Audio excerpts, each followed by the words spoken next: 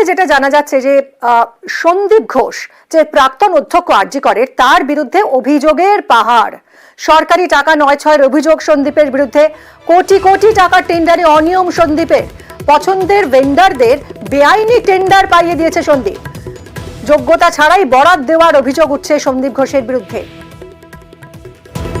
অভিজিৎ আমাদের প্রতিনিধির কাছ থেকে আরো বিশদে জানবো। অভিজিৎ,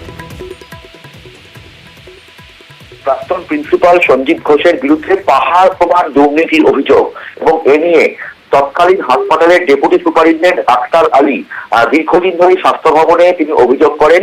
পরবর্তীকালে গত বছর জুলাই মাসে তিনি রাজ্য ভিজিলেন্স কমিশনের কাছেও এই বিষয়ে অভিযোগ করেন, যেখানে সরকারি অর্থের অপব্যবহার, স্বাস্থ্য দপ্তর এবং কলেজ কাউন্সিলের অনুমতি ছাড়াই হাসপাতাল চত্বরে নানান রকমের নির্মাণ, খাবারের দোকান, ক্যান্টিন, ক্যাফেটেরিয়া, সুলভ শৌচালয়, 3টি সুলভ শৌচালয় নির্মাণ, 5টি খাবারের দোকান, 3টি ক্যান্টিন, 1টি ক্যাফেটেরিয়া বেআইনিভাবে নির্মাণের অভিযোগ। 3 জন ভেন্ডারের সঙ্গে অবৈধ যোগাযোগ। এই 3 জন ভেন্ডারই সমস্ত কাজের বরাত পেত। কোটি টাকার উপর যে সমস্ত টেন্ডার, তাতে নিয়ম বহির্ভূত ভাবে নির্দিষ্ট কয়েকজন পছন্দের লোককে পাইয়ে দেওয়া হতো, যাদের আদৌ টেন্ডারে অংশ নেওয়ারই যোগ্যতা ছিল না। এবং এরই সঙ্গে টাকা পয়সা সংক্রান্ত সমস্ত নীতি এই সন্দীপ ঘোষ ইচ্ছাকৃতভাবে এড়িয়ে চলতেন। অ্যাকাউন্ট অফিসার, হাসপাতালের যে অ্যাকাউন্ট অফিসার, তার সমস্ত কিছু বক্তব্যকে অগ্রাহ্য করে পছন্দের লোককে যাতে দ্রুত টাকা পাইয়ে দেওয়া যায় তার জন্য চাপ দিতেন। হাসপাতালের বিভিন্ন জায়গাতে পিডব্লিউডিকে বাদ দিয়ে সিভিল এবং ইলেকট্রিক্যাল কাজের জন্য বাইরে থেকে লোক দিয়ে কাজ করানো হতো। একাডেমিক ফান্ডের তথ্য হাসপাতালের যে কোনো কাজের জন্য বিভিন্ন ভাবে ভাগ করে 1 লাখ টাকা করে করা হতো, যাতে টেন্ডার না করতে হয়। সমস্তটাই বেআইনি এবং ইচ্ছাকৃতভাবে করা হতো। যে বায়োমেডিক্যাল ওয়েস্ট সেগুলি তার ব্যক্তিগত নিরাপত্তা রক্ষীর মাধ্যমে বাইরে বিক্রি করা হতো। নানান বেনামি কারবারের সঙ্গে যুক্ত ছিল এই সন্দীপ ঘোষ। হাসপাতালের ভিতরে কেএমসি এবং স্বাস্থ্য দপ্তরকে না জানিয়ে 2 হুইলার পার্কিং, বয়েজ হোস্টেলে ক্যান্টিন তৈরি করা, সদ্য নির্মিত হওয়া যে লেডিস হোস্টেল সেখানে ক্যান্টিন, সেগুলোকে তৈরি করা হয়েছিল। চুক্তিভিত্তিক কর্মী নিয়োগের ক্ষেত্রে দুর্নীতির আশ্রয় নেওয়া হয়েছিল। পয়সার বিনিময়ে চুক্তিভিত্তিক কর্মী নেওয়া হতো। অর্থের বিনিময়ে অনৈতিকভাবে বিভিন্ন মেডিকেল এডুকেশনের চিকিৎসকদের তাদের বদলি করার হুমকি দেওয়া হতো এবং তার বিনিময়ে যে সমস্ত চিকিৎসকরা এই বদলির হুমকিতে ভয় পেতেন তাদের থেকে টাকা সংগ্রহ করা হতো। সমস্ত ভেন্ডারদের কাছ থেকে 20% মতন কমিশন আদায় করা হতো। কোভিড ফান্ড, করোনা ফান্ডের সময় যে টাকা এসেছিল বিপুল টাকা, সেই টাকা দিয়ে জিম বানানো, বিলাসবহুল চেম্বার তৈরি করা, dining table, refrigerator, executive chair কেনা হয়েছিল।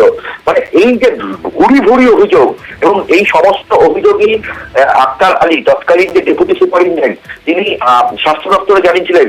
তিনি রোগী কল্যাণ সমিতির চেয়ারম্যান ডক্টর সুদীপ্ত রায় তাকে অভিযোগ করেছিলেন এবং ওয়েস্ট বেঙ্গল হেলথ রিক্রুটমেন্ট বোর্ডের চেয়ারম্যান, তৎকালীন চেয়ারম্যান সুদীপ্ত রায়, তাকেও তিনি অভিযোগ করেছিলেন। কিন্তু উল্টে অভিযোগ যে ডক্টর সুদীপ্ত রায় তিনি তার ব্যক্তিগত ব্যবহারের জন্য, তার বাগান বাড়ির জন্য, নার্সিং হোমের সংস্কারের জন্য, সিটির মোড়ে ডক্টর সুদীপ্ত রায় যে নার্সিং হোম, সেখানের জন্য সংস্কারের জন্য এই হাসপাতালের বিভিন্ন যন্ত্রপাতি, বিভিন্ন জিনিসপত্র নিয়ে যেতেন। মানে এত কিছু ভুরি অভিযোগ এই সন্দীপ ঘোষের বিরুদ্ধে। এবং তিনি একটা নেক্সাস তৈরি করেছিলেন, একটা মানে বলা যেতে পারে চক্র তৈরি করেছিলেন। হাউস স্টাফ, ইন্টার্ন, ছাত্রছাত্রীদের নিয়ে, এমনকি স্বাস্থ্য দপ্তরের উচ্চপদস্থ আধিকারিক। ভুরি অভিযোগ উঠেছে এই সন্দীপ ঘোষের বিরুদ্ধে।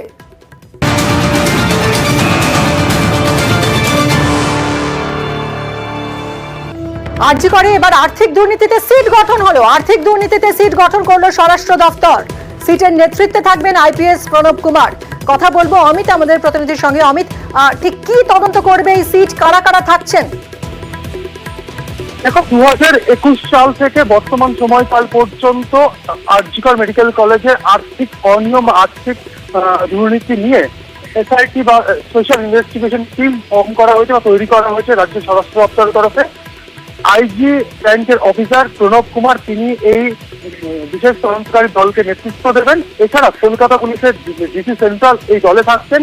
ডিআইজি সিআইডি সোমা দাস মিত্র তিনি রয়েছেন। এছাড়া মুর্শিদাবাদ রেঞ্জের যে ডিআইজি রয়েছেন বক্তা রাজা, তাকেও এই এসআইটিতে রাখা হয়েছে।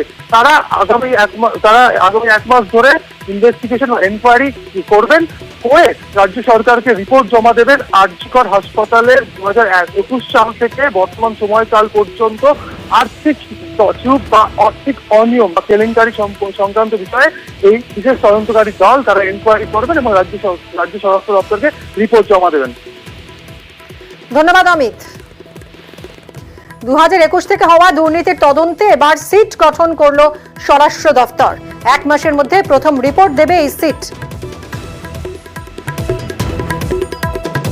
আরজি করে আর্থিক অনিয়মের তদন্ত করবে সিট। 2021 সাল থেকে যে আর্থিক অনিয়মের অভিযোগ তারই তদন্তে সিট গঠন করলো স্বরাষ্ট্র দপ্তর।